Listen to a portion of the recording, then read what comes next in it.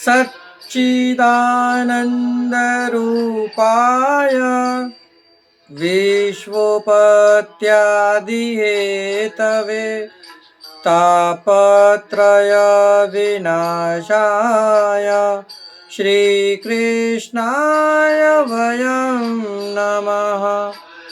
पुष्टिमार्गीय सर्वज्ञ करुणारसपूरिता श्रेष्ठ फलप्रदाता च तस्मै श्री गुरुवे नमः। जय श्री कृष्ण। राधे राधे प्रियजनों, क्या आप जानते हैं सत्संग का अर्थ क्या होता है?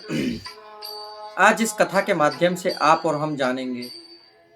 आज की जो कथा है वह परम भगवदीय भगवत प्राप्त वैष्णव सिद्ध संत, जिनका नाम श्री, नाम में ही उनके देवता हैं, देवाचार्य जी। बड़ी सुंदर कथा है प्रियजनों, सूक्ष्म है, छोटी है। आपके लिए हमने इस कथा को बहुत छोटा कर दिया, इसलिए आप सुन सकें।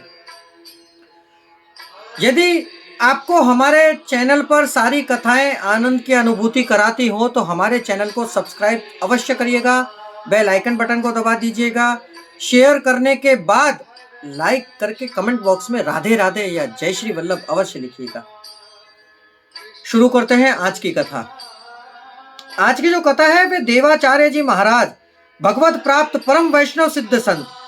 कहते हैं श्रीमद् भागवत ग्रंथ पर आपकी अगाध श्रद्धा थी। इस प्रकार की श्रद्धा कि आपके कथा वाचन के समय जड़ चेतन सभी मंत्रमुग्ध हो जाते थे। वैष्णव धर्म का प्रचार करना आपके जीवन का लक्ष्य था और इसकी संपूर्ति के लिए आप सदैव विचरण किया करते थे।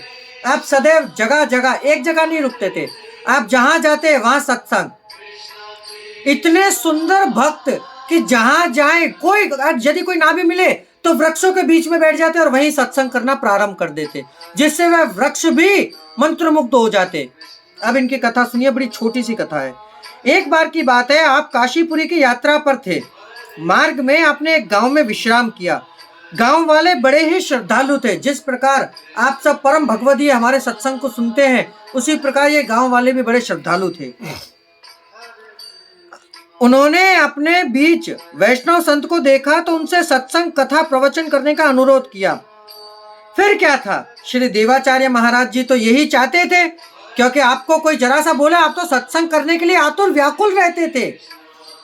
यदि हमसे कोई बोले कि सत्संग करिए तो हाँ, हम इसमें तत्पर हैं, परंतु कोई लौकिक वार्ता करे उससे हम अप्रसन्न रहते हैं। हम सत्संग में आनंदमय हो जाते हैं।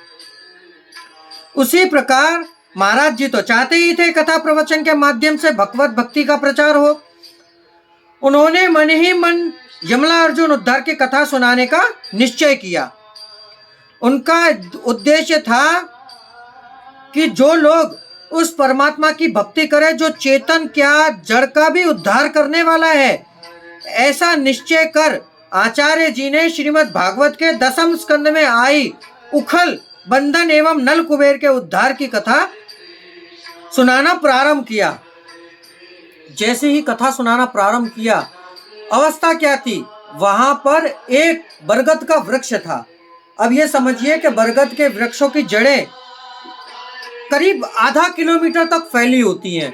जिस वृक्ष को हिला पाना एक हाथी के लिए दुष्कर होता है। करीब 5-6 हाथी मिलकर उस वृक्ष को नहीं हिला पाते। ऐसा बड़ा विशालकाय वृक्ष खड़ा था जहां पर आप ये कथा सुना रहे थे। जैसे ही आपने ये कथा सुनाना प्रारंभ किया और कथा का अंत होने आया, ऐसे ही उस वृक्ष की जड़ें फटाफट फटाफट फटाफट टूटने लगी। वह वृक्ष अपने आप धरती से बाहर निकलकर बीच में से 2 फाड़ हो गया, 2 टुकड़े हो गए उसके। अब जैसे ही 2 टुकड़े हुए, ऐसे उसमें से एक दिव्य तेज पुंज प्रकट हुआ और उसमें से एक दिव्य आत्मा प्रकट हुई। वह दिव्य पुरुष आकाश में चतुर्भुज रूप में शंख एवं घड़ियाल की मंगलमय ध्वनि करके जाने लगा और श्री देवाचार्य जी महाराज के सामने हाथ जोड़कर विनंती करने लगा कि प्रभु, आपके सत्संग से आज मुझे हजारों वर्ष बाद मुक्ति मिली है। देखिए, सत्संग से जड़ जैसी वस्तु, चेतन जैसी वस्तु भी मुक्त हो जाती है। अरे आप और हम तो समझदार हैं, कैसे मुक्त नहीं होंगे। ये जो हम आपसे थोड़ा सा सत्संग करते हैं, यदि आप इस सत्संग को आनंद पूर्वक सुने, इसकी प्राप्ति करें, भगवत नाम में पड़े रहें, तो आपको हम गारंटी लिख कर देते हैं कि आप भगवत धाम को प्राप्त होगे। इस घटना से उपस्थित जन समुदाय के मन में यह विश्वास हो गया कि श्री देवाचार्य जी महाराज भगवत प्राप्त संत हैं। अतः उन सब ने उनकी शरण ली और उनके शिष्य बनना स्वीकार किया। इसी प्रकार श्री देवाचार्य जी ने अनेकों स्थानों में भ्रमण करते हुए लाखों लोगों को भगवत भक्त बनाकर उनका कल्याण किया। तो प्रियजनों, ये थी श्री देवाचार्य जी की कथा। यदि इस कथा से आपको आनंद की अनुभूति हुई हो तो हमारे चैनल को सब्सक्राइब अवश्य करिएगा। अब इस दास को आज्ञा दीजिए, कल फिर मुलाकात होगी नई कथा नए वचन के साथ। जय श्री कृष्णा, राधे राधे, जय श्री वल्लभ।